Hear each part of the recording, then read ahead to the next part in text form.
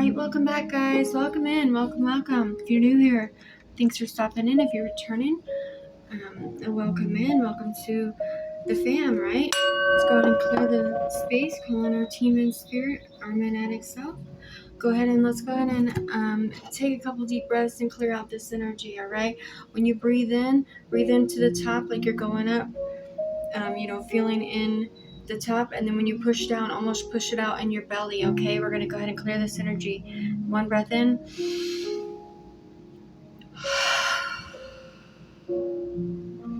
And again.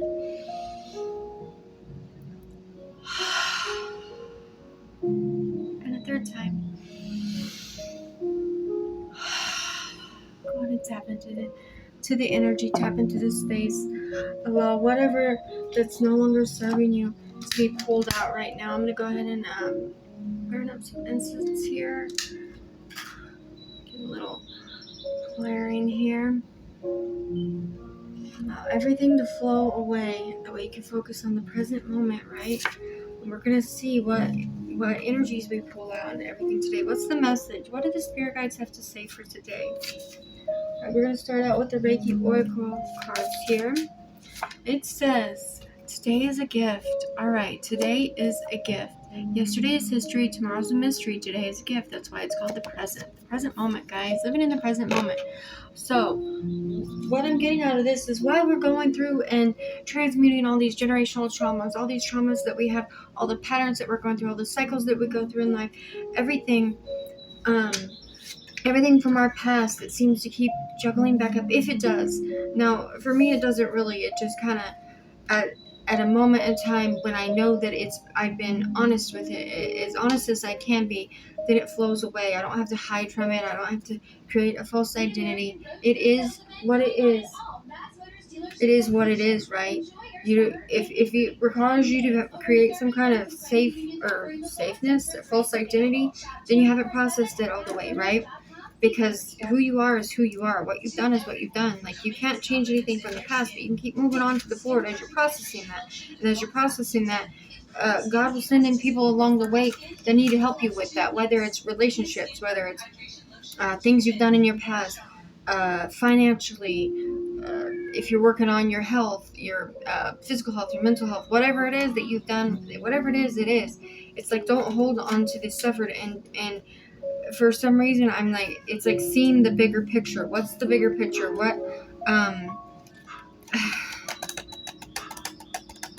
I keep hearing, come near to me, brother. Come near to me, sister. Come near to me. So somebody needs to come near to somebody. Or coming near, coming in. There could be something happening to get rid of, like, some kind of grievous treatment, or somebody could be at the lowest points of, like, loss and conflict, right? You might struggle to see that bigger picture, or to forgive, or for those who might have hurt or offended you, like they didn't know who you were, they didn't know where you're about, they didn't understand, they could have been lying to you about you, all that kind of stuff. It's like God is here to show them. God is here to put that word, because we're all anointed in some kind of way from the Most High God. And what's great about that is nobody can have your anointing, right? That is your, if you're prophetic, if you're whatever it is, if you're discerning, if you're loving, if you want to help people work out, if you want to build a house from the ground up, whatever it is, it's specific to you. If you're a doctor, if you're, what I mean, if you're a teacher, teaching the doctors how to become doctors, and teaching the little kids, working with little kids, whatever it is, God's putting it on you, and it's your story. That's your extraordinary story. If you haven't found your purpose yet, then that's where you need to take that to God and make that request known to Him, and humbly, you have to work through that, through those things in your past, right? Then we have the magician here. The magician. Okay, the magician in the Rider-Waite Tarot, he has the Ouroboros, which looks like a snake eating its tail. It looks like a snake eating his tail, right?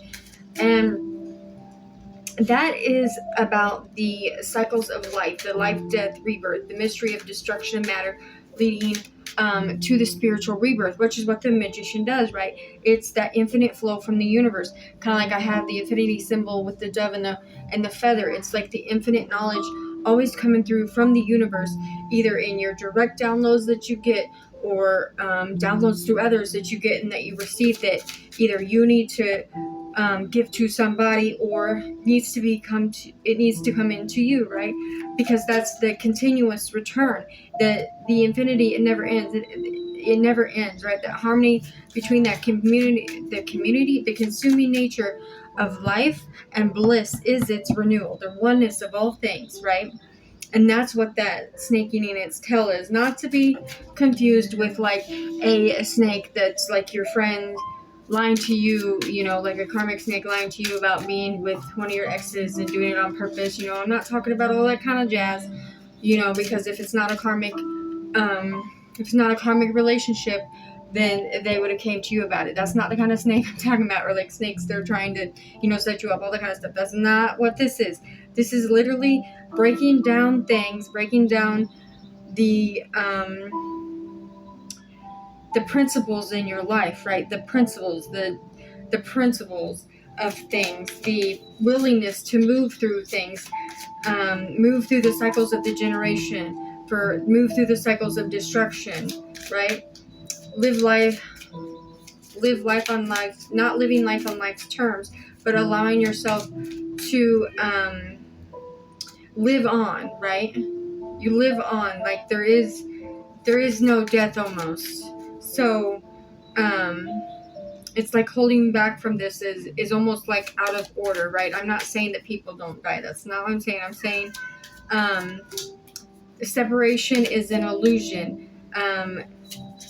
Death, even when people die, right? They go to heaven and they're watching over us. It's continual. It's continual. Your ancestors, as you do these generational things, as you work through these generational traumas, we have the Ace of Cups and the Chariot. I don't know if you guys can see that very well. Okay, yeah. As you move through these things and you continue to free yourself of these generational patterns, generational traumas, going through these cycles, going through all these things, first of all, the ancestors support you more because you're freeing them.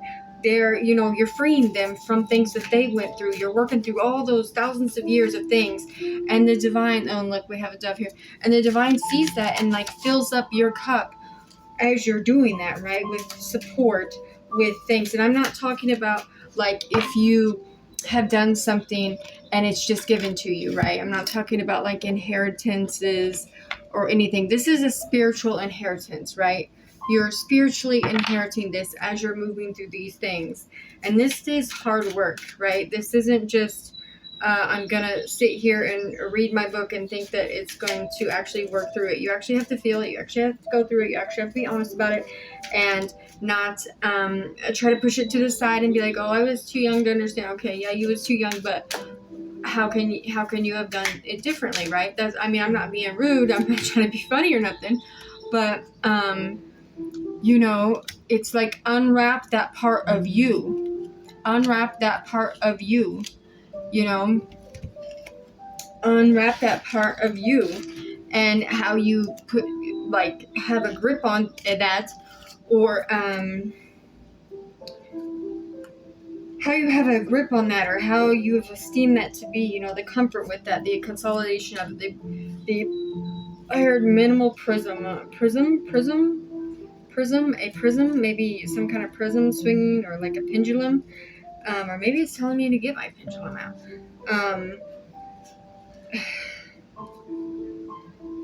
So how you behave in things, the revival, the minimalistic, the animalistic, the however you show up, right? However it is that you're showing up at that moment in time to take that, it's also the end of a period, of difficult ordeals or situations, right? Sorry. I'm so sorry. Good Father came on. Good Father came on. So, I'm going to turn that down so you can't hear that. Okay. So, I'm sorry about that. It just popped on there. Okay. Now, where was it? It was kind of distracting. Expansive intelligence, memories of past lives, or even like cosmic memory, like not just memories of your past lives, but memories of other people's past lives, or just the guardian of the archives. What those archives are, I don't know. I just heard guardian of archives.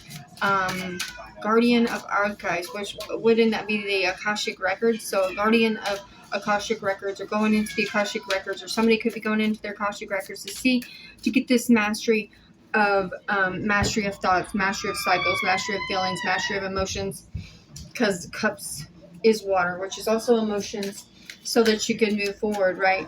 And right here, it almost looks like, the third eye is illuminated. This one here, he has a hat over it, so somebody could need to cover their third eye, to either help them get downloads, or protect their downloads that you're having. And then somebody else here, it's like illuminating it's being illuminated.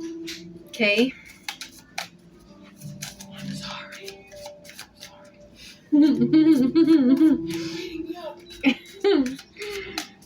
Sorry, my daughter has a friend over and they're being goofballs, right? Okay, so mastery of emotions, mastery of feelings, right? You're ready to help those in need. You're ready to, it's like you're the refuge, that period of calmness within the feeling within the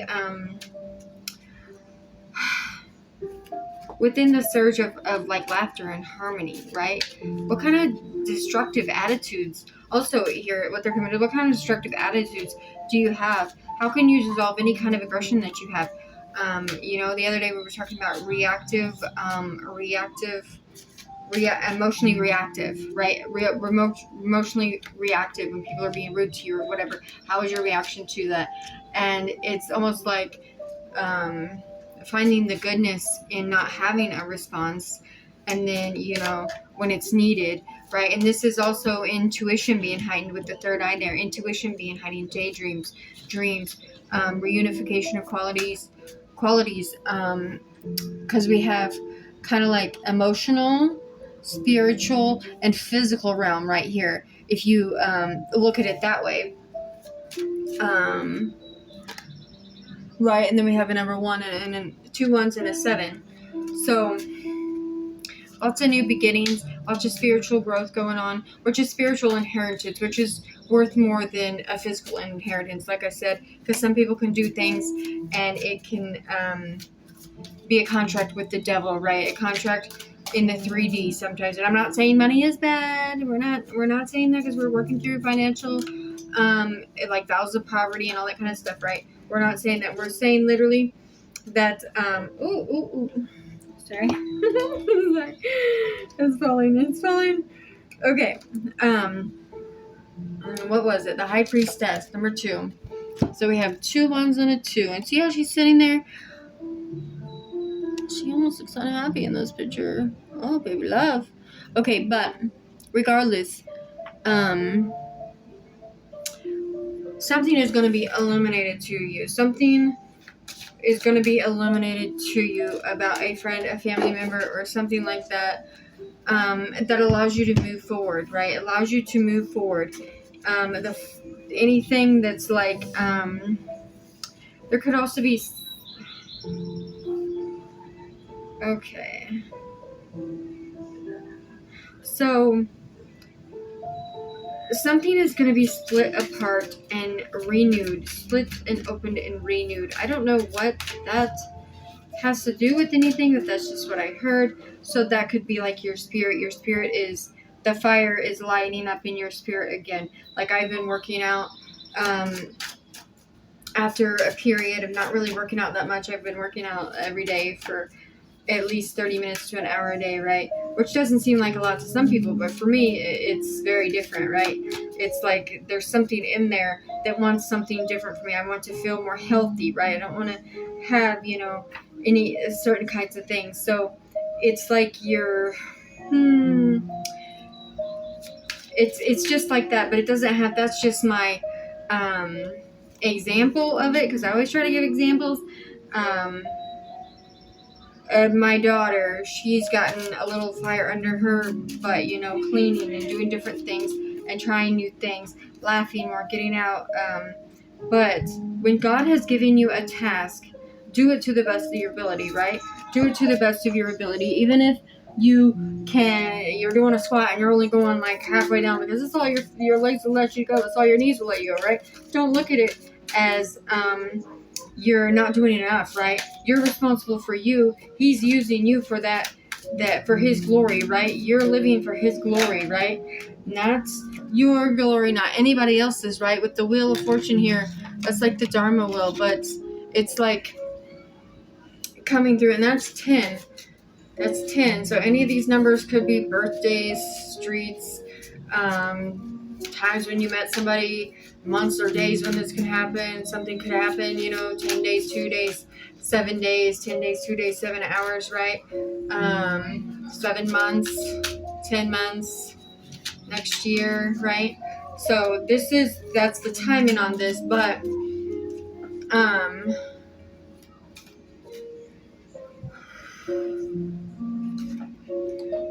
okay, so there is nothing that unshakable generosity. Like, okay, so something about unshakable generosity. Somebody's heart is really open and is really generous. Like, you could be the type of person that is always gives as much as you can if you have it, or something about donating just to save a life, doing something to save a life, doing something just because it's a good idea, right? Just because it's a good idea. For the glory of God, right? Loving generous, even if it's just the way you love or open yourself up to people, it's for the glory of God. It's showing people that it's a privilege to be in fellowship with God, right? But even more so, it's a privilege to be in fellowship with each other. With the 7 of Cups here, that's 7-7. That's like the blessings. And since we're talking spiritual, we have spiritually, emotionally, and physically. Somebody could be getting ready to get a physical blessing. This could be of a house, because there is a castle here, or this could be your physical body, as in working out, as in emotional well-being, right? Emotional well-being. And as that comes forth, this will heal illnesses that you have. Look out for opportunities to express your love for your brothers and sisters in Christ, for your community, for your real family. And as you do that, God opens up certain doors for you. Certain lots of spiritual doors. As you do this, more and more spiritual doors will open for you, which will take you places that you never thought that you could go. But when you have that honesty with yourself about your past, it takes you even further, because you have no reason to hide where you've been and what you're doing and where you're going, right? Because that is what makes you lay stagnant, is when you do that. And even if it doesn't seem like that, it's always like that thing in the back of your shoulder if you haven't been honest about it, right? But we're not doing that around here. That's not what we do. We keep it honest and keep it moving. Keep it honest and keep it moving, because we're on that journey of the soul here, not of anything else, not of the earthly stuff. All right, so that's the message today. I feel like that was an excellent message. Let me know how you feel about that. I hope this helps somebody. It gets to them whenever they need to hear it. And if you haven't been told today, you're beautiful. I love you. And oh gosh. All right, you're beautiful. I love you, and I hope today is blessed. Bye.